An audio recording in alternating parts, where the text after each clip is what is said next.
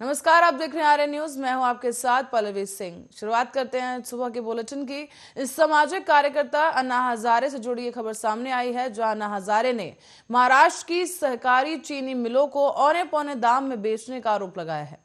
उन्होंने केंद्रीय गृह मंत्री और सहकारिता मंत्री अमित शाह को पत्र लिखकर कथित 25,000 करोड़ के घोटाले की जांच सुप्रीम कोर्ट के रिटायर्ड जस्टिस से करवाने की मांग की है।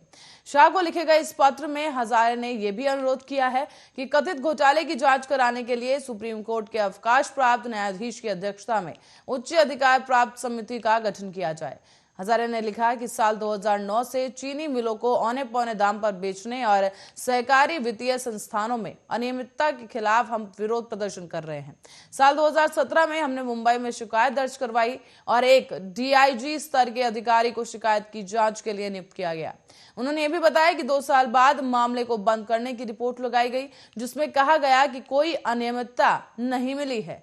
सवाल किया गया कि अगर महाराष्ट्र सरकार 25,000 करोड़ रुपए के घोटाले के खिलाफ कार्रवाई नहीं करेगी तो हम कौन कदम उठाएगा। और उन्होंने ये भी कहा है कि केंद्र ने किसानों के कल्याण और सहकारी क्षेत्र की बेहतरी के लिए सहकारिता मंत्रालय बनाया है।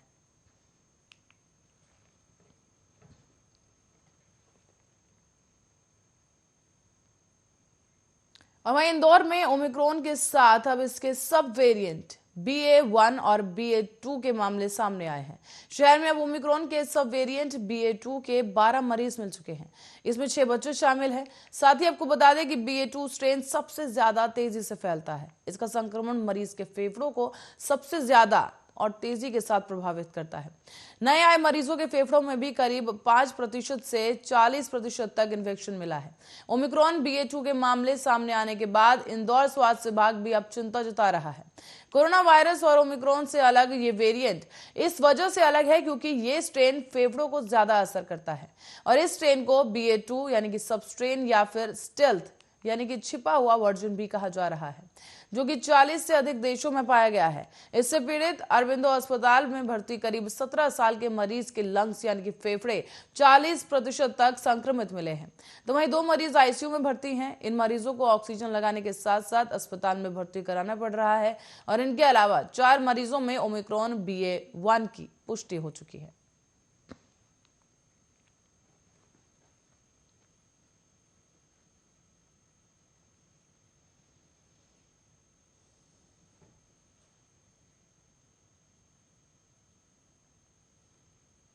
तो एक नजर डालते हैं देश में कोरोना के आंकड़ों पे। बीते 24 घंटे में आपको बता दें कि लगातार देश में अब चौथे दिन कोरोना के केसेस घटे हैं। सोमवार को 2,52,774 नए कोरोना संक्रमित मिले और इस दौरान 2.66 लाख लोग ठीक भी हुए हैं, जबकि 607 लोगों की मौत हो गई। पिछले दिन के मुकाबले नए संक्रमितों में करीब 53,000 की कमी आई है। देश में फिलहाल कुल एक्टिव केस यानी कि इलाज करवा रहे मरीजों की संख्या 22.28 लाख यानी कि 22,28,000 है। साथ ही रविवार को देश में 3,06,064 नए कोरोना संक्रमित मिले। इस दौरान करीब 2,43,000 लोग ठीक भी हुए हैं, जबकि 439 लोगों की मौत हो गई। वहीं शनिवार की अगर बात करें तो करीब 3,33,533 नए कोरोना संक्रमित मिले थे और इससे एक दिन पहले शुक्रवार को 3,37,000 संक्रमित मिले थे और गुरुवार को 3,47,00,000 लोग संक्रमित मिले। और बीच सरकार में आपको बता दें कि कहा गया है कि कोविड के रोजाना के केसेस में 15 फरवरी के बाद गिरावट आने की संभावना है। इस दौरान एक रिपोर्ट भी साझा की गई है। इसके मुताबिक राज्य और मेट्रो सिटी में 15 फरवरी के बाद केसेस कम हो जाएंगे और संक्रमण में स्थिरता आने लगेगी। वैक्सीनेशन के चलते तीसरी लहर का असर काफी कम हो गया है।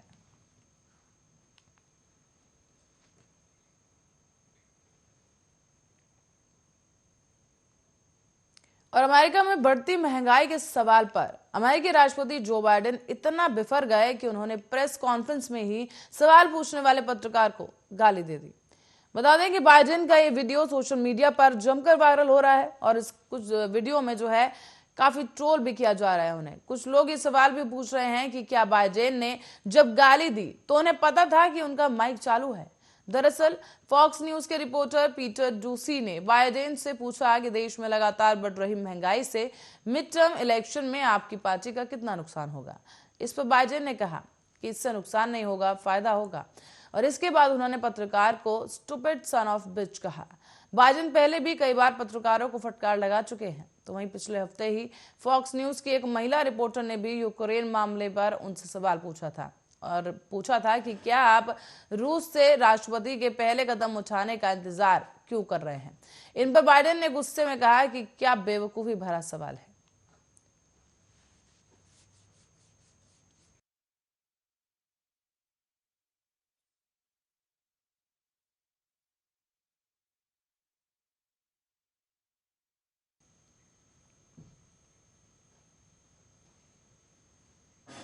और उत्तर प्रदेश के मुख्यमंत्री योगी आदित्यनाथ ने समाजवादी पार्टी पर निशाना साधते हुए रविवार को कहा कि सपा सरकार ने अपने शासनकाल में गाजियाबाद में हज हाउस बनवाया था, जबकि उनकी सरकार ने कैलाश मानसरोवर भवन की स्थापना कराई।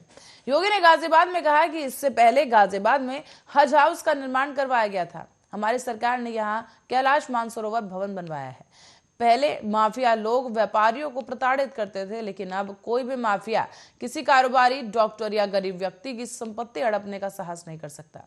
अगर कोई ऐसा करता है तो वो बुलडोजर चलेगा। मुख्यमंत्री ने आरोप ये भी लगाया है कि पूर्व में गरीबों के लिए आवंटित राशन अन्न माफिया के जरिए बांग्लादेश में भेजा जाता था, मगर आज अनाज सीधे गरीबों तक पहुंच रहा है और 15 करोड़ लोगों को सीधा मिल रहा है। इस दौरान डबल इंजन की सरकार अनाज की डबल डोज दे रही है। गौरतलब है कि सितंबर 2016 में तत्कालीन सपा सरकार के कार्यकाल में गाजियाबाद में हज हाउस का उद्घाटन हुआ था, जबकि कैलाश मानसरोवर भवन का लोकार्पण दिसंबर 2020 में करवाया गया था। योगी ने कहा कि साल 2017 से पहले उत्तर प्रदेश में लोगों को बिजली नहीं मिलती थी। जो लोग आज 300 यूनिट मुफ्त बिजली देने की बात कर रहे हैं, उनसे ये पूछा जाना चाहिए कि आखिर अपने शासनकाल में उन्होंने बिजली क्यों नहीं दी, जिसकी वजह से लोग अंधेरे में रहने के आदी हो गए, क्योंकि चांदनी रात चोरों को अच्छी नहीं लगती। और यही वजह है कि सपा लोगों को बेवकूफ बनाने की कोशिश कर रही है। ये नए नए वादे करने में व्यस्त है।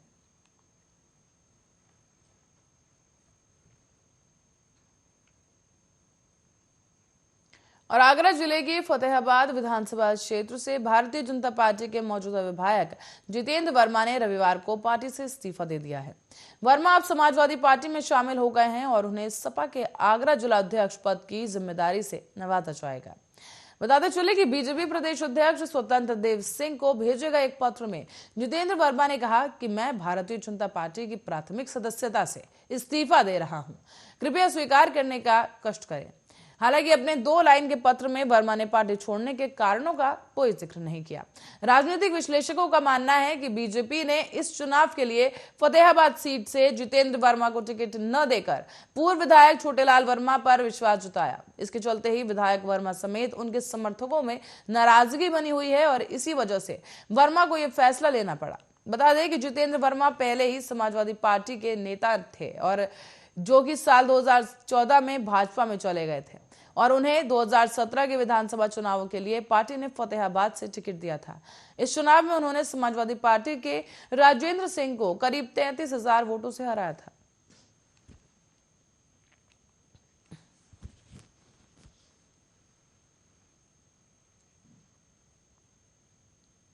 तो वहीं उत्तर प्रदेश में चुनाव आते ही राजनीतिक सरगर्मी जरा बढ़ जाती है। मुख्यमंत्री योगी आदित्यनाथ ने अपने मुख्यमंत्रियों पर सत्ता में आने के बाद बंगले बनवाने संबंधी बयान की जोरदार निंदा करते हुए बहुजन समाजवादी पार्टी अध्यक्ष मायावती को घेरने की कोशिश की, जिसके बाद मायावती ने प्रतिक्रिया देते हुए रविवार को कहा कि उनका गोरखपुर स्थित मठ भी किसी आलीशान बंगले से कम नहीं। आदित्यनाथ ने गाजियाबाद में चुनाव प्रचार अभियान के दौरान कहा कि समाजवादी पार्टी की सरकार की सत्ता में आते ही मुख्यमंत्री अखिलेश यादव और उनके मंत्रियों ने पहले अपने लिए बंगलों का निर्माण करवाया, लेकिन राज्य में भारतीय जनता पार्टी की सरकार के किसी भी मंत्री ने कोई बंगला नहीं बनवाया, बल्कि राज्य के 43 लाख गरीब लोगों को आवास प्रदान किए गए। उन्होंने यह भी दावा किया कि बीजेपी सरकार ने राज्य में 2 करोड़ 61 लाख लोगों को शौचालय प्रदान किए हैं। मुख्यमंत्री के बयान के तुरंत बाद ही बसपा सुप्रीमो ने पलटवार करते हुए बीजेपी पर अपने निशाना साध लिया और उन्होंने ट्वीट करते हुए कहा कि शायद पश्चिमी उत्तर प्रदेश के लोगों को पता नहीं है कि गोरखपुर में योगी जी द्वारा बनाया गया मठ, जहां वो ज्यादातर समय रहते हैं, किसी बड़े बंगले से कम नहीं। बेहतर होता कि वो मतदाताओं को यह भी बता देते। सुश्री मायावती ने अपने अगले ट्वीट में बसपा सरकार की उपलब्धियों का वर्णन करते हुए कहा कि यह भी बेहतर होता है कि श्री आदित्यनाथ अपनी सरकार की तारीफ के साथ साथ बसपा सरकार द्वारा जनहित से जुड़े कार्यों का भी जिक्र करते। उन्हें पता होना चाहिए कि गरीबों को घर और भूमिहीनों को जमीन देने में बसपा सरकार का रिकॉर्ड बेहतरीन रहा है। बसपा अध्यक्ष ने तीसरे ट्वीट में अपने कार्यकाल में गरीबों को घर मुहैया कराने का दावा करते हुए कहा कि मान्यवर श्री काशीराम जी शहरी गरीब आवास योजना के तहत महज 2 चरणों में लोगों को 1.5 लाख से ज्यादा पक्के मकान दिए गए। गरीब आवास स्वामित्व योजना के तहत परिवारों को लाभान्वित किया गया और लाखों भूमिहीन परिवारों को जमीन भी दी गई।